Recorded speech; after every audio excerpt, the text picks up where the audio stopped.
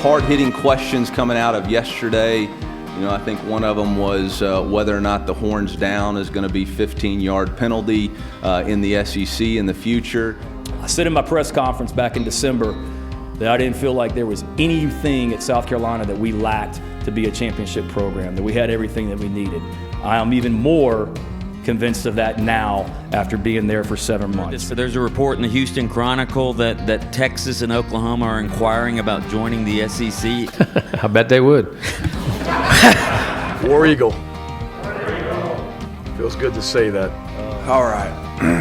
I didn't even remember that 12 years ago, but now that you say that, because I believe there was something about someone didn't have Tebowed first team all SEC. And as usual, I was accused of that. So I brought my ballot to show everyone, to show Urban. Hey, buddy, this beer's for you, Mike, and Cousin Shane. That SEC podcast loves the Pirate, and the Pirate loves that SEC podcast. Hail State. Ooh, welcome in to the latest episode of that SEC podcast. I'm your host, Michael Bratton. I go by SEC Mike on Twitter. And, man, I know it's NCAA tournament time, but here we're still all about spring football because that's the sport that really matters in the SEC.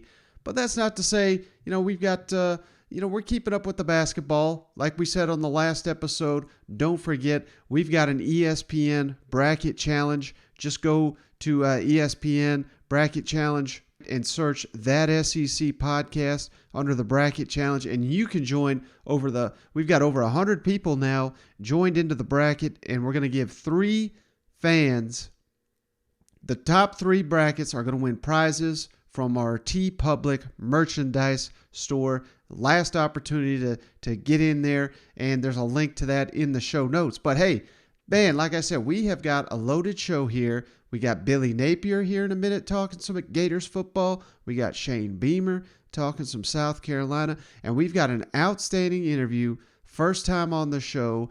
Zach Goodall from Sports Illustrated covers the Florida Gators. Going to do a little deep dive on year 1 of the Billy Napier era. So we're going to get to all that. But before we do, we love to do all across the SEC if we can. And something interesting here that I think we hit on this when this first came out, but it has since been updated.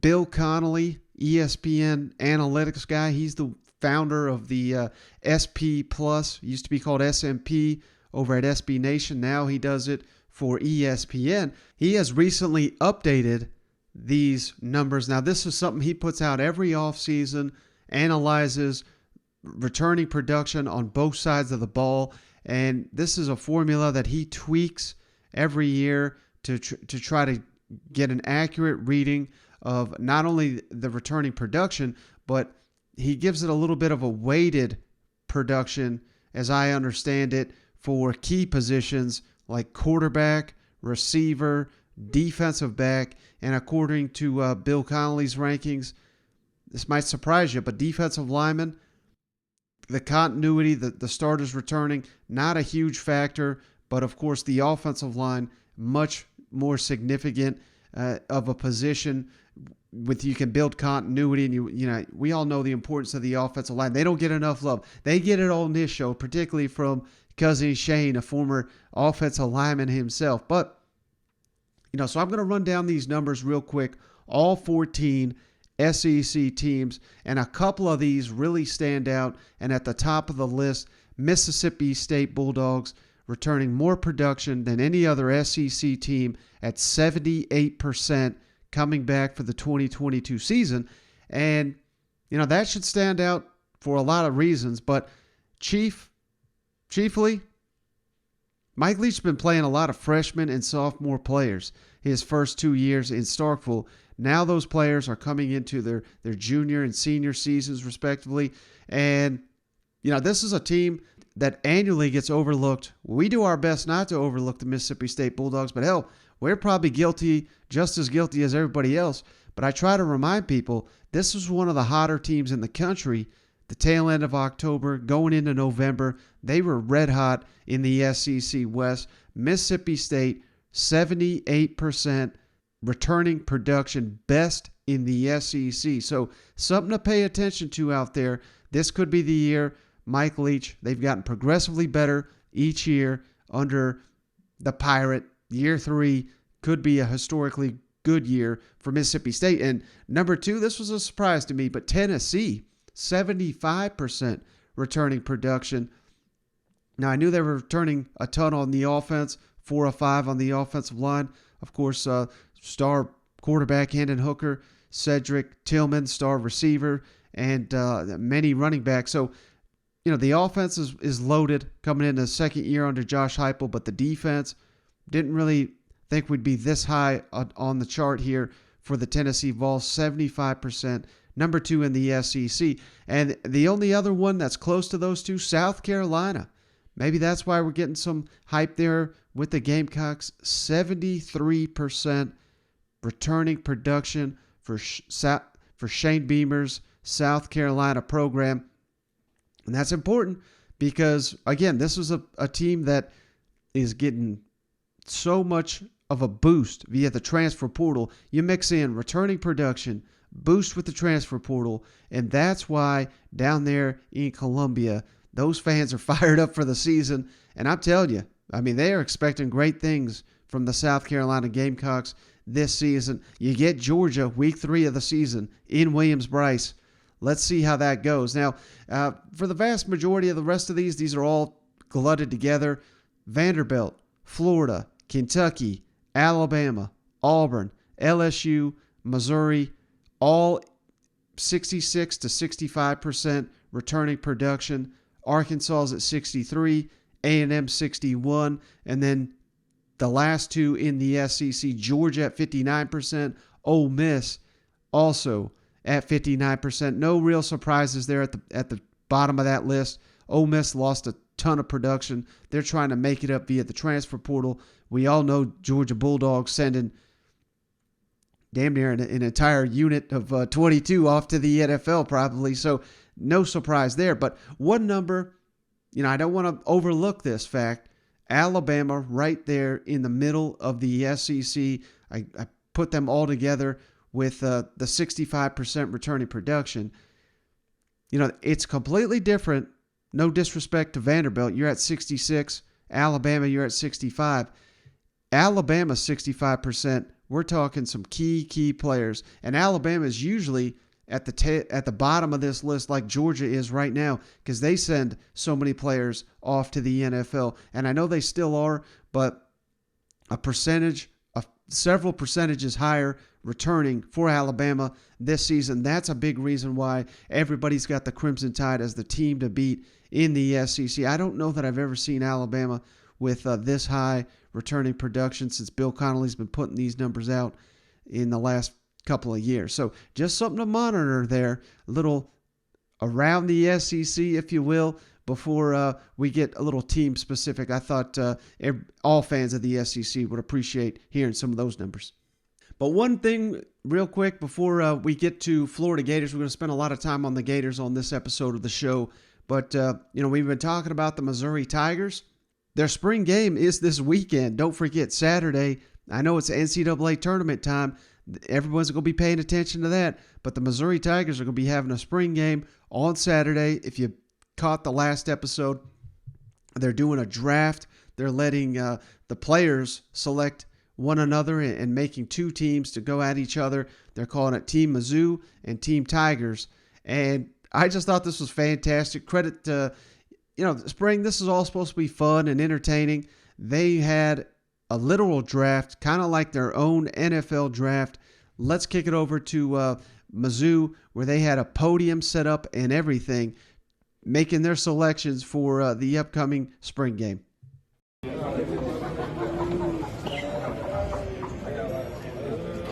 With the first pick of the 2022 Tiger Draft, Mizzou selects Brady Cook, Chaminade Prep.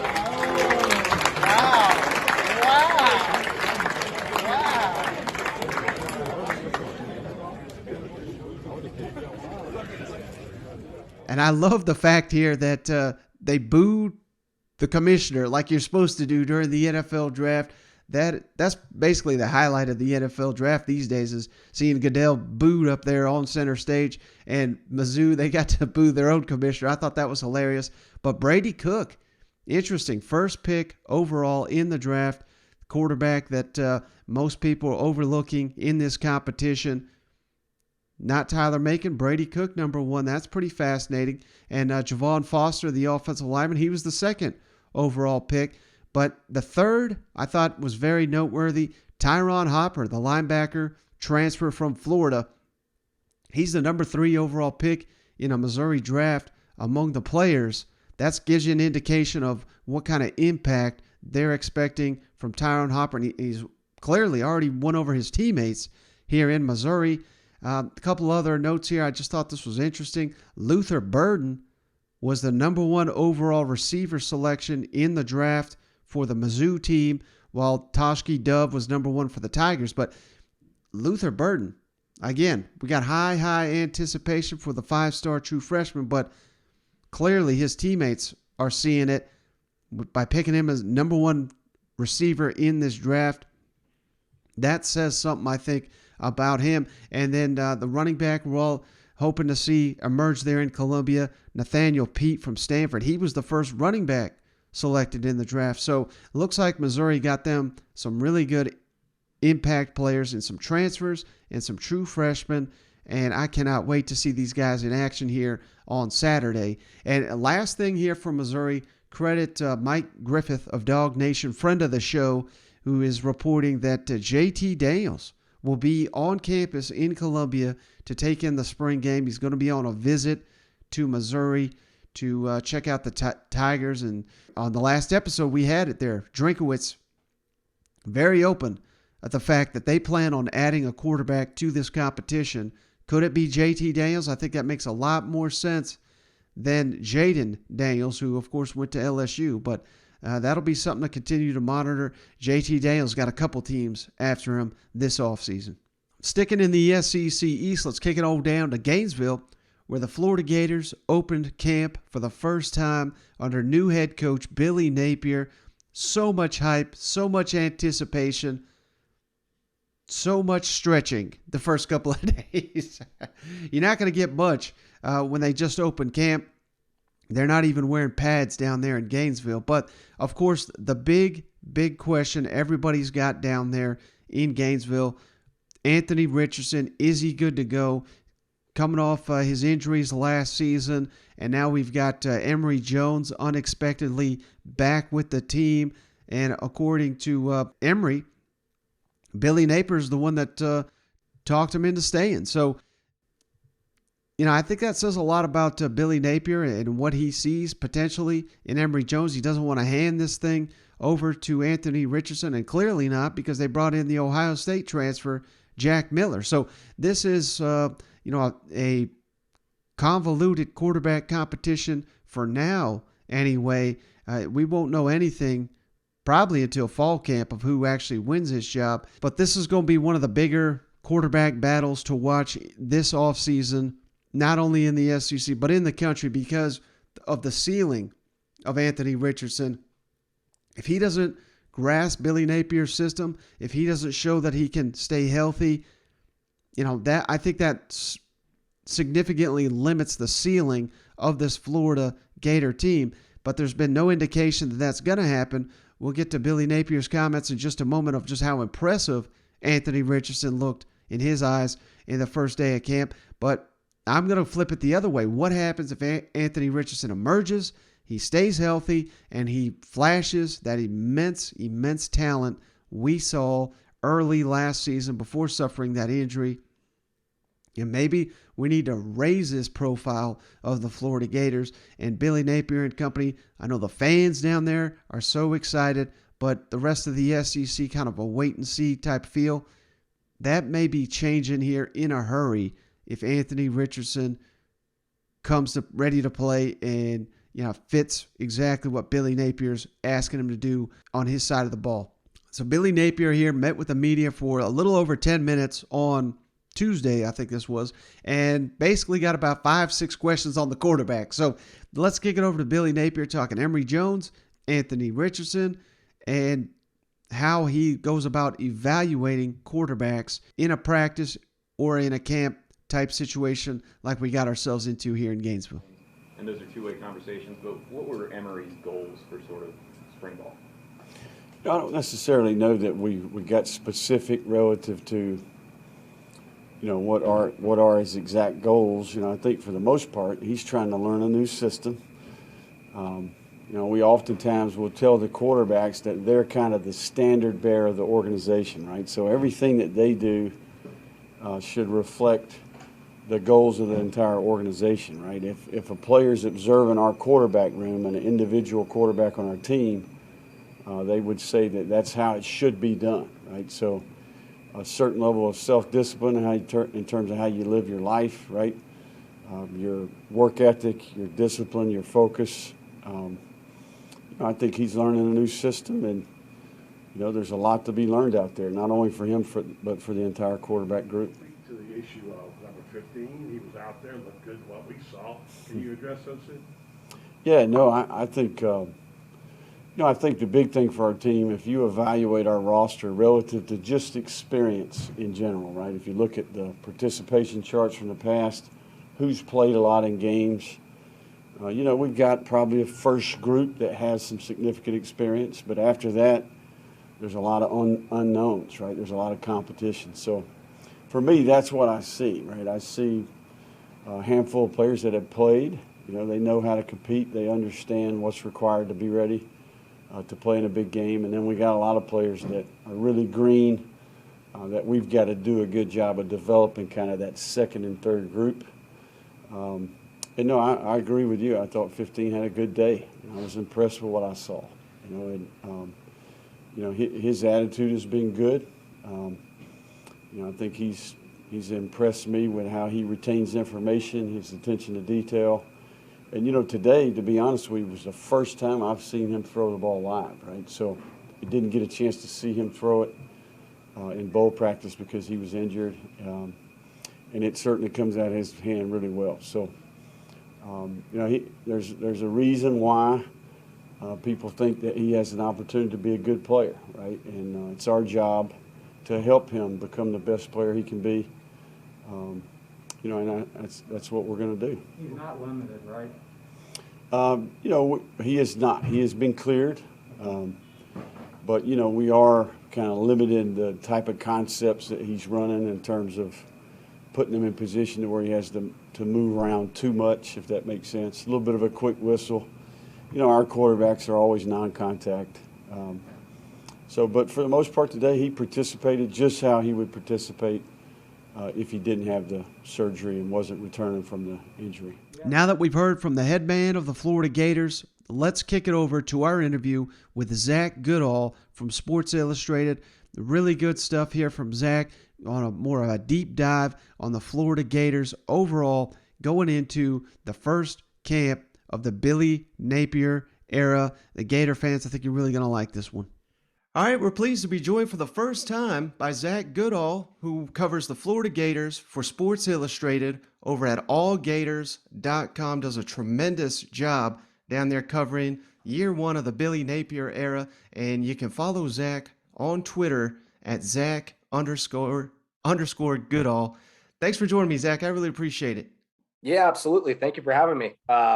First time, like you said, and I'm really excited to be here. Yeah, and kind of like I was just saying with you off air, man, anytime I put out something about the Florida Gators right now, these fans just gobble it up. So I can only imagine the traffic you guys are getting over there at allgators.com. But can you sense that anticipation? I mean, I know Dan Mullen for a time was a good coach, but hey, that's buried and done with. It's time for the Gators to rise again. Are you seeing that anticipation down there in Gainesville? Yeah, no doubt. With Dan Mullen, people were really excited because we saw about a good decade of Gator football that wasn't Gator football, at least what people were used to at that point. And he came in and, he took a roster that people thought were pretty depleted or was pretty depleted and immediately turned it into a winner, not an SEC championship winner necessarily, but, a respectable team that could win big games.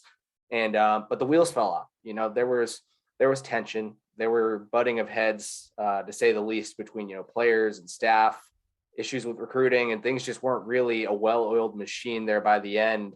And there's been some up and downs within the athletic administration as to handling coaching changes. But I'll give Scott Strickland some credit here. He found his guy in Billy Napier, someone that was coveted for quite a while across really, the whole SEC, the Power Five, as a up and coming coach. And he's come in and he has really introduced some structure, introducing a little adversity to the players and really testing them. The players are not only responding to it well, but the fans certainly seem to be as well. Yeah, and I know camp just started. I mean, you've only been to, one practice, and there's been multiple press conferences, but only one so far for spring. But what's your early read on Billy Napier and what he's going to bring to this program, in addition to the adversity you mentioned there? And I'm sure you've seen it. All the Gator fans keep tagging me about he's got the best staff hiring. I mean, all these rankings of recruiting, ranking of the staff hires got him at the top of the list. So what's your main takeaways of the Billy Napier era so far? Yeah, I mean, there's definitely been different stages to it. And that's another point to, the structure that he's bringing. They increased their on-field staff pool by about 1.5 million, as well as their off-field. I don't know the exact number on there, but I believe it is the biggest in the SEC, if not all of college football. I mean, I think he said yesterday that the total amount of participants in spring practice, when you include on-field coaches, off-field coaches, grad assistants to videographers, 200 people. So there are people overseeing just about every single player individually here. And I think that's really important as you're rebuilding a program and its morale, not just its football team, but from the ground up. And you've seen similar stuff with recruiting. They've put a lot more effort into that. I think that, the recruiting spending, not, paying players, but what they're putting in terms of efforts and getting the right people in the building to recruit people from different areas, it immediately paid dividends. I mean, 2 weeks on the job and he pulled, I forget the exact numbers, but I think Dan Mullen in his tenure here pulled 4 top 100 players, 5 top 100 players in 4 years. Napier pulled in 3 off the bat within 2.5 weeks. So you can see the structure paying off there. It's the same thing with the offseason program. They've got this 8-phase program and they're in phase 3 right now. And players have really seemed to buy into it. And it comes down to creating a people-oriented environment, as Billy Napier is like to say. You didn't really see that with Mullen. You saw someone that commanded respect as a head coach, in a lot of ways deserved it, because on the field, he could out-scheme you, at least offensively, as well, if not better than anyone in college football. That demands respect itself. But the little things, right? The players were complaining about their meals and, getting ticketed every day for parking when they'd go to the facility because it wasn't an ideal setup. Mm-hmm. Within a month, that's fixed. And little things like that can go a long way. And it's pretty cool to see a coach come in and care about those little things, because each step of the way, the little things to the big things matter when you're rebuilding a program. Yeah, so safe to say it's recruiting season all the time down there in Gainesville under old Billy Napier. But let me ask you this, because, I think if memory serves, even after Georgia won the national championship, I mean, he gave a little shout out to Kirby. I mean, seems like they're pretty tight. Is that going to be weird, do you think, that Florida and Georgia, their coaches, I'm sure they're not best friends or anything, but seems like they are friendly. Of course, that could all change in a hurry after one season going head to head. It'll certainly be a bit different, because if you look at the Georgia game this past year with Florida, Kirby Smart gets on the mic, talks for 1.5 minutes without saying Dan Mullen's name about how Dan Mullen's a bad recruiter. Mm-hmm. I'm not really expecting something similar with Napier. I do think there's a level of respect there. They were able to work together. They have ties through, the king himself, Nick Saban, as Billy Napier was with Saban for about 4 or 5 years in his earlier coaching career. And I think those ties are really important too. I think that Saban's got a lot of respect for Napier. And as a result, you might see a trickle down across the SEC of coaches having respect for Napier. Now, at this point in time, I know it's early, but which side of the ball is a bigger question mark with the Gators right now, the offense or the defense in your mind? I think it's a bit of a coin flip. Just there's a lot of youth across this team. They brought back some guys on COVID years. medical red shirts and such, and they're going to have leadership at certain positions. Inside linebacker is the first one I think of on defense, with Ventrell Miller coming back another year. He's been a staple in this defense for several years. But then you look, Jason Marshall, who was a freshman corner who rotated last year and was a standout, no doubt, but he's already their cornerback number one. They've got a lot of questions at cornerback. The same can be said at safety. They've got to replace 2 starters on the defensive line and 4 or 5 contributors in that unit as a whole who got solid playing time last year. You look to the offense as well. It was a run-oriented attack. It's exactly what Napier wants to do. In his career at Louisiana, it was basically a 60-40 split run to pass. They want to run the ball, and they just lost 2 running backs to the NFL draft. So they've got, ground to make up there. The offensive line was really, really underdeveloped and just not well recruited during the Dan Mullen era. That's something that's, especially in the class of 2023, a full recruiting cycle, they're putting all of their focus into that. I've not seen them recruit a position harder than offensive tackle specifically. Mm-hmm. But then if I had to pick one, I think it's offense, because you have questions at quarterback. Right. And they've got talent there. They brought Emory Jones back, who started last year, to some fans' displeasure, but I commend the kid for coming back and enduring this and trying to improve as a player, also offering them a camp arm, and the idea that the guy that's viewed as the future starter is Anthony Richardson. He didn't know he was going to be able to practice until Monday, because he had torn his meniscus at the end of last year and had to undergo surgery. At worst, Emory Jones was going to be a camp arm for them because they didn't expect Richardson to be back. He is back now. He was surprisingly able to give it a full go on Tuesday and should be good for the rest of spring, and people are excited there. But regardless, there's rust to shake off. There's development that he still needs to go through. Same thing as Emory Jones, and same thing as Ohio State transfer Jack Miller, as they learn a new offensive system too. So I'd have to say offense just because of quarterback, but really this is a roster that's got talent. It's going to take some time for it to really build upon its strengths and address its weaknesses.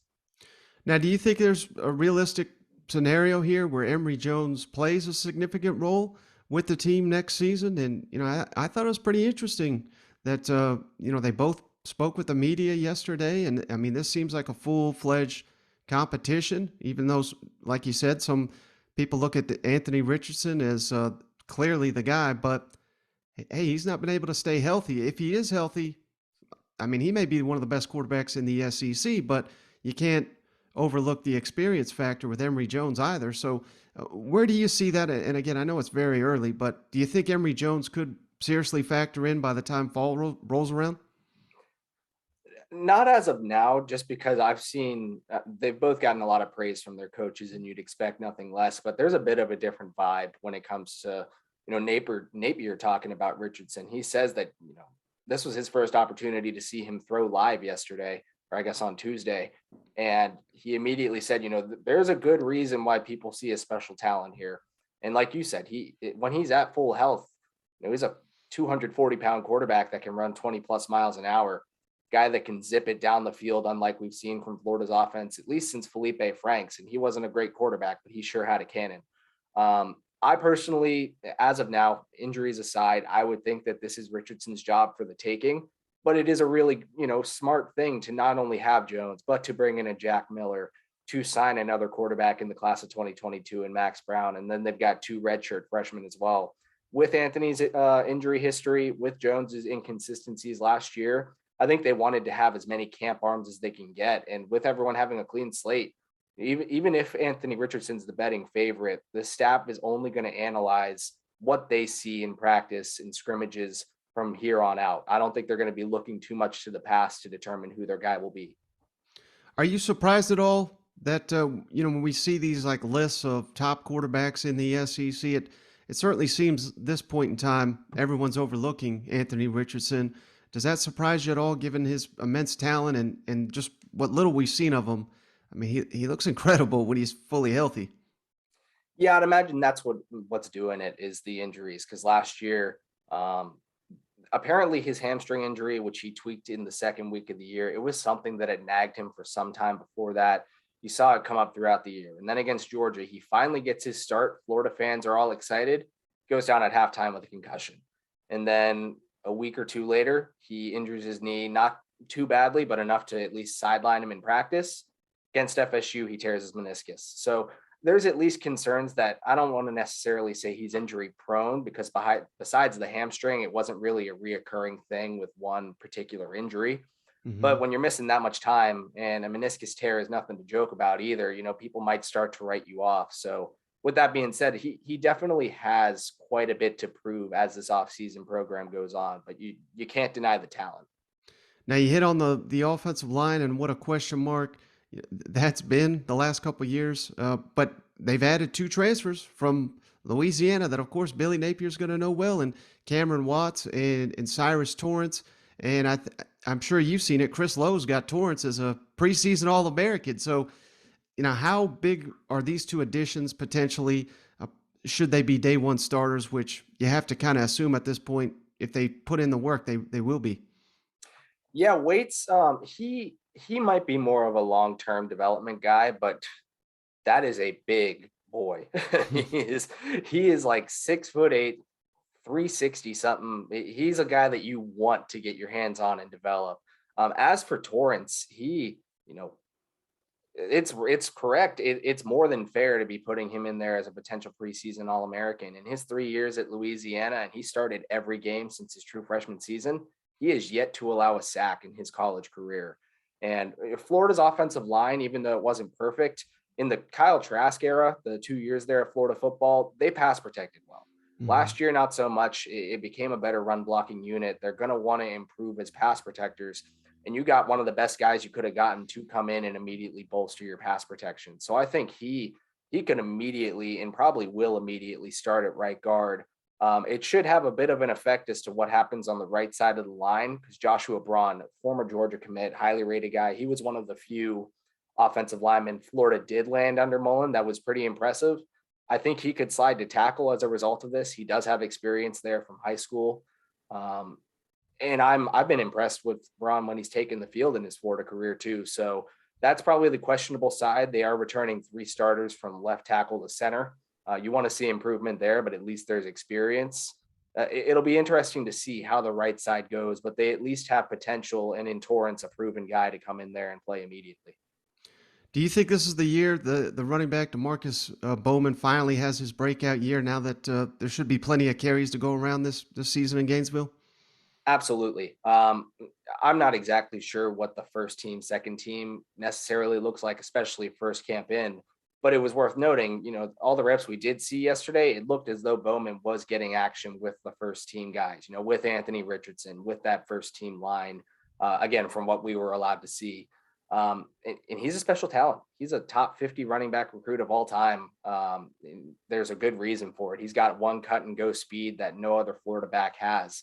That being said, another Louisiana transfer, Montrell Johnson, he could definitely factor into the rotation as well. He was the Sun Belt freshman of the year last year, scoring 12 touchdowns as a freshman. It'll be different for sure. The talent level and who will be running against will be a bit different. But I think that's who Florida is confident is maybe a 1-2 punch, at least as they get things underway. How big of an impact do you expect the 5-star freshman Kamari Wilson to make, given the fact that there's a hole there at the corner position opposite Jason Marshall, and you got Corey Raymond now as a secondary coach, and he's got a long track record of getting these guys ready to play year one. Are you expecting big things from Wilson this season? Yeah, no doubt. They've got him currently at safety, and I could see him going in between safety and maybe the star nickel position. I would go back. I got to see him a few times at IMG Academy, and he was a guy that you wanted to play a bit closer to the box. He's athletic, he's rangy, he can drop in coverage, but boy, is he physical, and he understands run fits really well. And they've got, even though they've got 2 starters at safety, it's a position that could use a bit of a boost in talent and playmaking ability. And I think he could drop back some there, but at star, they don't really have a ton of answers. Trevez Johnson started there last year and was certainly up and down. They have a former JUCO transfer in Jadarius Perkins, who has definitely flashed a lot as a coverage guy, not so much an early down star. Kamari could very well put himself in the competition to play star, at least, as a tackler, as a run fitter, to play early downs and make an impact, because that's exactly what they'll be looking for at the position. Now, aside from Wilson, and again, I understand it's very early, but any other freshman that you anticipate making an impact here with the Gators year one? Potentially. They had 3 early enrollees come in, and another one is Chris McClellan. Over on our Sports Illustrated All-American rankings, he was another top 100 player. He comes in, he's got some work to do with his body, but he's a pure power rusher. And like I mentioned earlier, I think they lost 4 to maybe 5 interior defensive linemen, whether to the draft or they graduated and were out of eligibility. They need depth, really badly. Even if he's not necessarily someone that would come in and start or take on a meaningful role, there's going to be a path for him to getting snaps just because he's a big body who can get it done at this level. And they need the depth really badly. He could certainly step in and help there. All right, last thing for you, Zach. Now, I know you're deep into camp mode. You're covering, every angle that's going on there in Gainesville. But guys like me, what we do, we sit here and look at the schedule and talk, how the Florida Gators are going to start under Billy Napier. And, man, it's rugged right out the gate. Utah just went to the Rose Bowl. That's week 1 at home. Kentucky at home again. But this could be the best Kentucky team under Mark Stoops. And then I'm a Tennessee grad, so I know how it goes. Every 3 years, this is the year for the Vols. Again, we're in that cycle. So at Tennessee week 4, this is setting up to be a rough start for the Gators. But our fans, and maybe even yourself, what are your expectations? Again, I know it's very, very far out, but what are your expectations? Look at those first 3 games. Do you think the Gators come out of that with a winning record right out the gate? Yeah, I tend to be a bit of a pessimist when it comes to first-year coaches and their schedules. And then, this is not an easy slate to begin things. I've kind of pegged Florida as, if they can get to 7 or 8 wins in this first year, considering the roster turnover. I mean, it has been drastic because it was such an underwhelming roster this past year. I would view 8 wins as quite a success. And with that being said, fans will be livid if they drop their first 2 games of the year. But that could happen. These are good teams in Utah, like you said, in Kentucky. I've got my eyes on Tennessee to be a really good team this year as well. And I'm not trying to suggest Florida will drop all 3 of those games. I think that with the adversity they're facing, with the structure of their offseason program, the strength coach yesterday, he quoted as best he could Michael Jordan about practice. You want to practice so hard that the games seem easier. If they truly, if they can get to that level of comfort with the team, then maybe they pull off a surprise win, if you're willing to call it that, against one of those 3 first big teams, maybe 2 of them. But it won't be easy. I could see them coming out of that with maybe 2 wins and a loss, maybe 1 win and 2 losses out of those first 5 games, or 3 games, I guess, of Power 5. Obviously, they've got South Florida and Eastern Washington in there as kind of buffers, which should help, but it won't be easy. Well, trust me, Zach, if everybody's picking the Vols against the Florida Gators, the Gators are a lock, so you got that going. But no doubt. I do appreciate you, Zach Goodall. Give him a follow at Zach_Goodall and check out all the outstanding work he's doing for Sports Illustrated over at allgators.com. Thank you so much, Zach. I really appreciate it. Thank you. All right. Just want to say thanks again to Zach for joining the show. First time on, and I'm going to have him back when we get closer to the season. I thought that was outstanding, and he came really prepared for that one. So just want to say thanks to Zach, and don't forget to give him a follow at Zach_Goodall. You can find that in the show notes as well as a link to his work over at allgators.com. But last team here before we close it out for the week.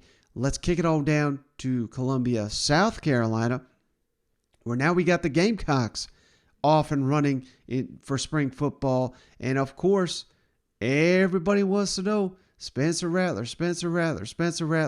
That, hell, we even got video of him here. We'll flash it up here if you're watching on the YouTube, in action with the Gamecocks in that green no-contact jersey. But, that is certainly the big story with the South Carolina Gamecocks. Won 7 games last season with questionable, to call it the best at best, quarterback play. People wanted Marcus Satterfield, the offensive coordinator, fired, and I don't blame you. I mean, at times South Carolina was that pathetic on the offensive side of the ball, but you you got more hope when you go back and watch that bowl game and what those coaches were able to scheme up, given some time, given some health at the quarterback position, even though it was DeCarrion Joyner that was playing at that position after not playing it all season. Now we got ourselves an elite type quarterback in the system.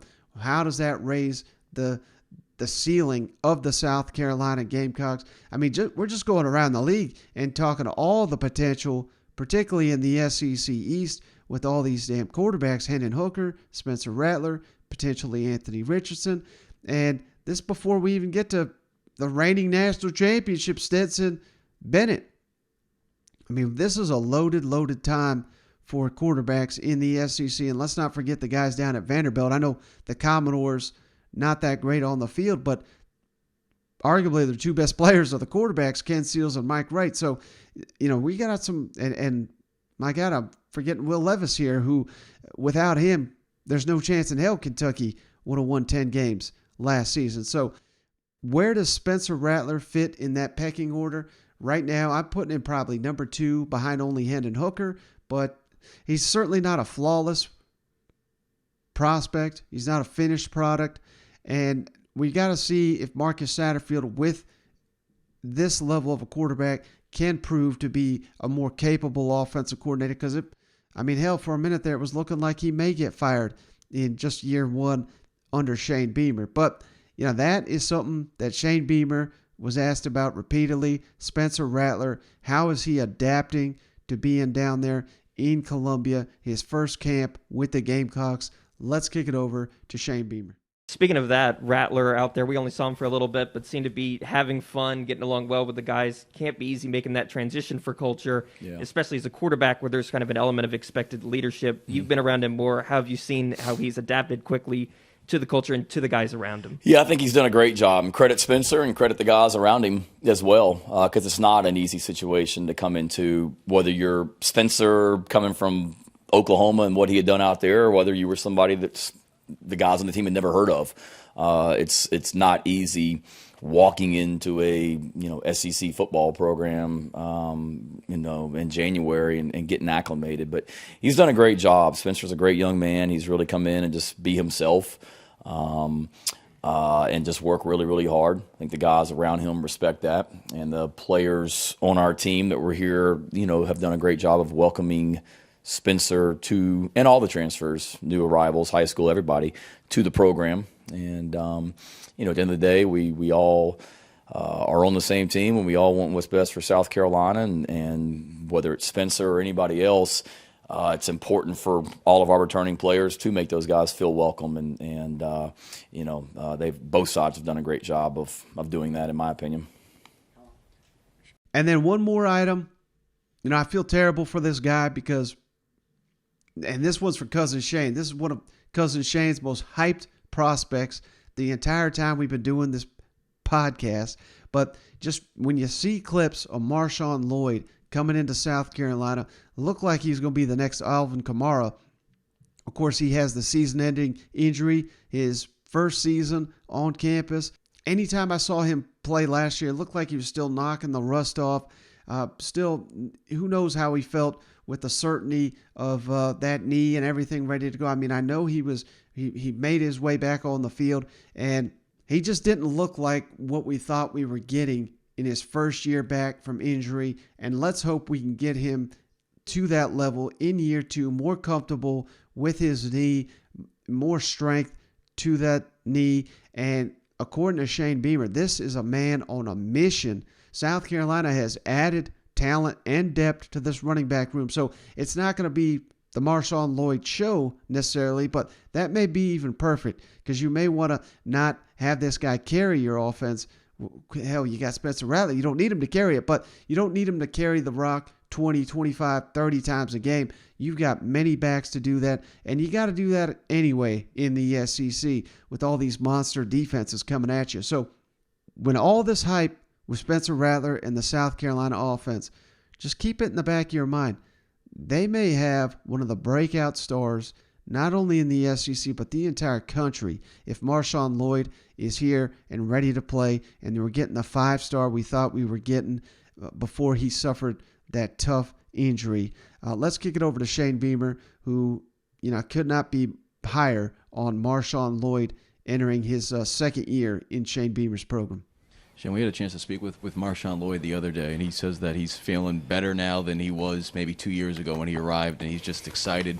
Didn't take part in spring ball, I think, his freshman year, so he's just excited to get back on the field. How have you seen him grow since you first arrived here and got to know him as he's continued to battle back and try to get back mentally, not just physically, from that ACL injury? Yeah, no, he's been great, and MarShawn is like so driven. You guys have been around him. I mean, he is on a mission and very driven to be great at everything that he does. And I want him to enjoy it and have fun and all that as well along the way and enjoy the process. But he's on a mission. That's the best thing I can say. And people forget he's still young and he hasn't played a lot of football because he got here in 2020 and had the knee injury and then was limited last spring and really couldn't do much. So last season was his first year of playing, and who knows if he was ever really 100% just coming off that injury. So, now that he's getting a ton of reps and whatnot, I think he realizes the time is now, and it's a great opportunity for him. And he's been a great leader. He's got some good players that we've around him at that running back position. We've elevated the competition to try and make that whole room better, and he's done a great job of handling his business in the weight room, academically, and then out there on the field today. That's going to do it not only for this episode of the show, but this week. I'm taking the rest of the time off. I'm going to watch the NCAA tournament. I'm going to drink many, many, many beers, and I'll be tweeting out all kinds of nonsense, I'm sure. But, hey, I appreciate each and every one of you. I appreciate all the guests we've had this week. We've had 3 guests this week. Been a loaded week going around the league. And by this time next week, we're going to have even more SEC teams kicking spring off. So, hey, keep coming back. The content's going to keep coming. And, hell, we may even talk a couple of minutes of basketball because who knows what's going to happen this weekend. It's one of the best sports times of the year, even if you're not a huge college basketball fan like me. I'll admit it, I'm a bandwagon NCAA tournament watching guy, but hey, I soak it up because we got about 60, 70 games here in the next couple of days. So enjoy it. Be careful out there. Happy St. Patty's Day, late one to all you out there, but enjoy the games, and we'll catch you on the next one.